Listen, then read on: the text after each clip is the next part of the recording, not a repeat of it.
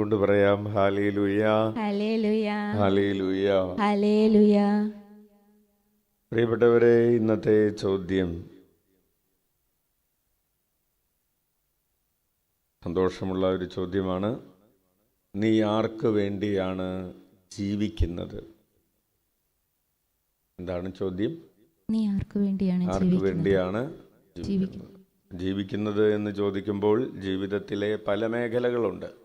ഇപ്പോൾ മോൻ പഠിച്ചുകൊണ്ടിരിക്കുകയാണ് അല്ലേ? മോൻ ആർക്ക് വേണ്ടിയാണ് പഠിക്കുന്നത്? എനിക്ക് വേണ്ടി തന്നെ. അതെ, ചേട്ടൻ ആർക്ക് വേണ്ടിയാണ് കൃഷി ചെയ്യുന്നത്? വീട്ടിൽ കഞ്ഞിയും കറിയും വെക്കുന്ന ആർക്ക് വേണ്ടിയാണ്? അതാണ് നമ്മൾ ജീവിക്കുന്നതെന്ന് പറയുമ്പോൾ വലിയ തിയറി ഒന്നും പറയണ്ട. നമ്മൾ ഓരോ കാര്യങ്ങൾ ചെയ്യുന്നത് ആർക്ക് വേണ്ടിയാണ്? പൗലോസ് അപ്പോസ്തലൻ പറയുകയാണ്, പൗലോസ് അപ്പോസ്തലൻ ഓടുന്നത്, വചനം പ്രഘോഷിക്കുന്നത് മാത്രമല്ല, എല്ലാ കാര്യങ്ങളും, സഹനങ്ങൾ, പൗലോസ് പറയാണ്, ഞാൻ ജീവിക്കുന്നത് ഈശോയ്ക്ക് വേണ്ടിയാണ്. കാരണം ഈശോ നമുക്ക് വേണ്ടി കുരിശിൽ മരിച്ചത്, പാടുപീഡകളേറ്റ് ഉയർത്തെഴുന്നേറ്റത്, നമ്മൾ നമുക്ക് വേണ്ടി ജീവിക്കാതെ നമുക്ക് വേണ്ടി ജീവിക്കുകയും മരിക്കുകയും ചെയ്ത ക്രിസ്തുവിന് വേണ്ടി ജീവിക്കേണ്ടതിനായിട്ടാണ്. കൈയടിച്ച് നമുക്ക് കർത്താവിന് നന്ദി പറയാം. അപ്പോൾ ഇതാണ് പുതിയ സൃഷ്ടിയായി മാറുന്ന ആളുടെ പുതിയ ഡെസ്റ്റിനി എന്ന് പറയുന്നത്, പുതിയ പർപ്പസ്. നമുക്കൊരു പുതിയ ലക്ഷ്യമുണ്ട്. നമ്മൾ പഠിക്കുമ്പോൾ പോലും നമ്മുടെ ലക്ഷ്യം എന്താണ്? ഈശോയ്ക്ക് വേണ്ടി എന്നുള്ളൊരു ലക്ഷ്യമുണ്ട്.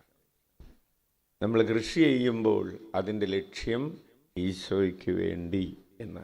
കാരണം നമ്മളെല്ലാ മനുഷ്യരും ജീവിക്കുന്നത് ആർക്ക് വേണ്ടിയാണ്? ദൈവത്തിന് വേണ്ടിയാണ്. കാരണം നമുക്ക് ജീവൻ നൽകിയത് ആരാണ്?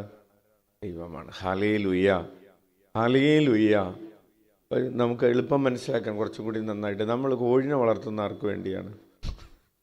നമുക്ക് വേണ്ടിയാണ് അല്ലേ? അല്ലെങ്കിൽ നമ്മൾ സ്ഥലം മേടിക്കുന്നത് ആർക്ക് വേണ്ടിയാണ്? നമുക്ക് വേണ്ടിയാണ്. യെസ്. ഇതുപോലെ ദൈവം നമ്മെ സൃഷ്ടിച്ചപ്പോൾ നമ്മെക്കുറിച്ചുള്ള ദൈവത്തിൻ്റെ പദ്ധതി എന്താണ്?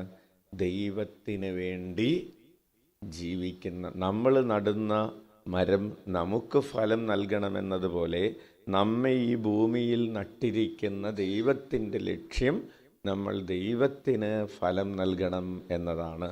കൈയടിച്ച് കർത്താവിന് നന്ദി പറയാം. വളരെ ലളിതമാണ്, പക്ഷേ വളരെ അർത്ഥമുള്ളതാണ്.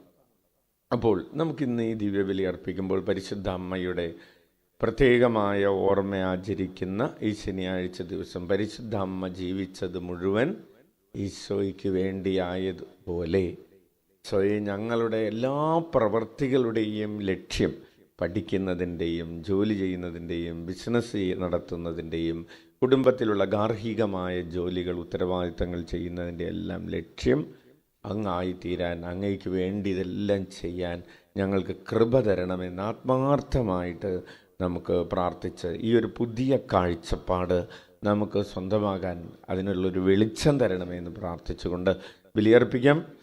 നമ്മുടെ അനുദിന ജീവിതത്തിൽ വന്നുപോയ എല്ലാ വീഴ്ചകളെയും ഓർത്ത് ഈശോയ്ക്ക് വേണ്ടി ജീവിക്കുന്നു എന്ന ആ ഒരു ഓർമ്മയില്ലാതെ നമ്മൾ ജീവിച്ചു പോയതിനെ ഓർത്ത് അനുതപിച്ചുകൊണ്ട് കരങ്ങൾ ഉയർത്തി 21 പ്രാവശ്യം യേശുനാമം വിളിച്ച് നമ്മുടെ പാപങ്ങൾക്ക് പരിഹാരം ചെയ്യാം.